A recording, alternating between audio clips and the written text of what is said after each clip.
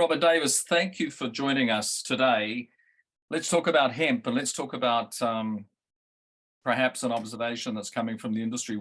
Why isn't hemp more involved in the expansion of these innovative plant-based food products that are emerging globally at the moment? Well, basically, I think it's a result of evolution of concept and education of the consumer. It's something that our company, Plant-Based Foods, and that my history as far as being involved in hemp, we've noticed it as being one of the key linchpins into the future of our survival as a protein source. But that's not something on the tip of everyone's tongue. Education comes slowly. Having gone through the soybean and assorted other proteins, to really now embrace hemp as really a future food source that is essential and extremely nutritive.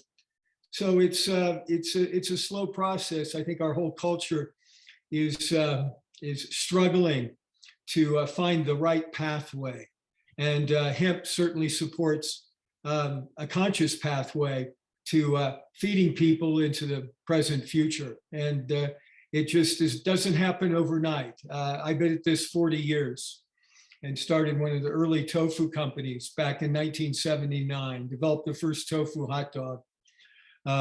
So it's something I've seen over the years, and I've been at the forefront, and unfortunately it's been not necessarily a cakewalk, let's say.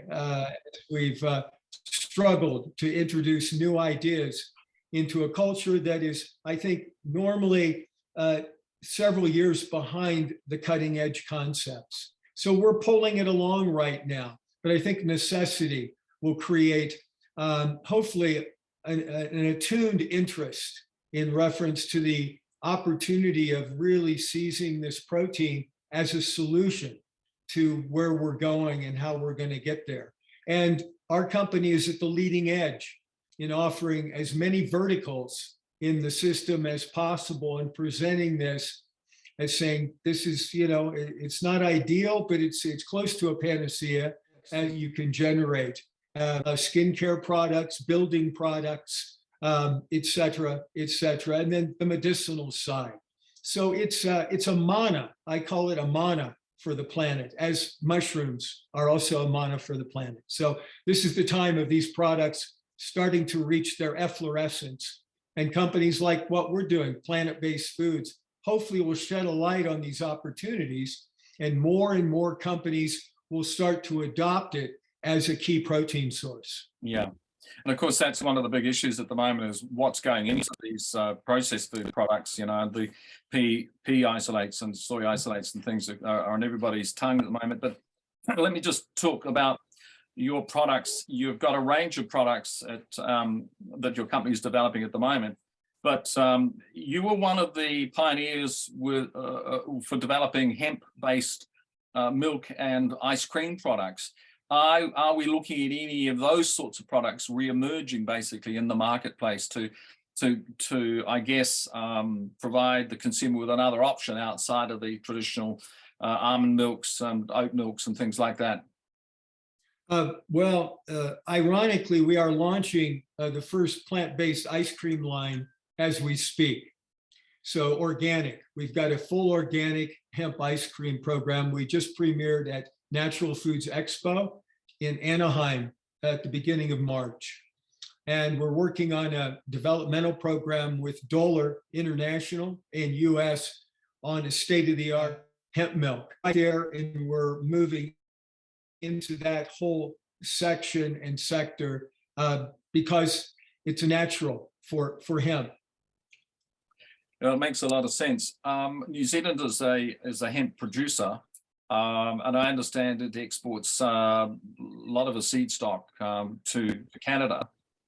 Is there enough hemp being grown on the planet at the moment? And could the planet actually benefit more substantially, not just from the protein component, but from that broader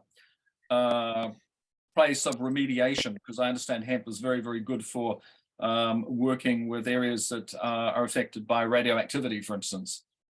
Exactly. Well, we're involved with a large growing group in England right now because of crop rotation and the viability of hemp in that particular climate to support our efforts in England. And in the US, it's a market-driven system. CBD, unfortunately, took kind of a hit here over the last several years, and there was a lot of involvement with growing for that. And I think there was some losses in regard to trying to address that emergent market. I think there's some hesitancy, but if anyone looks at the logistics of how hemp is actually grown and the positives in reference to the soil conditioning and the crop rotation potentials, it makes sense to adopt that, but there's got to be a market. So again, that's what we're doing. We've got a bright flashlight on as we're moving forward in the marketplace here, going, this is the direction. And we really want to be seen as that company that represents the concepts as clearly as possible and the opportunities as clearly as possible, and really call out for the vertical support of the agroeconomic community. And that agroeconomic community would be, in your mind, who? The farmers of the United States, the farmers of England, the farmers anywhere where there's again, a conditioned climate that can support the crop. And that makes a lot of sense, particularly for Australia and New Zealand. Robert Davis, thanks for your time. I know you're a very busy person at the moment. Good luck with your company. Lovely to see your products out there.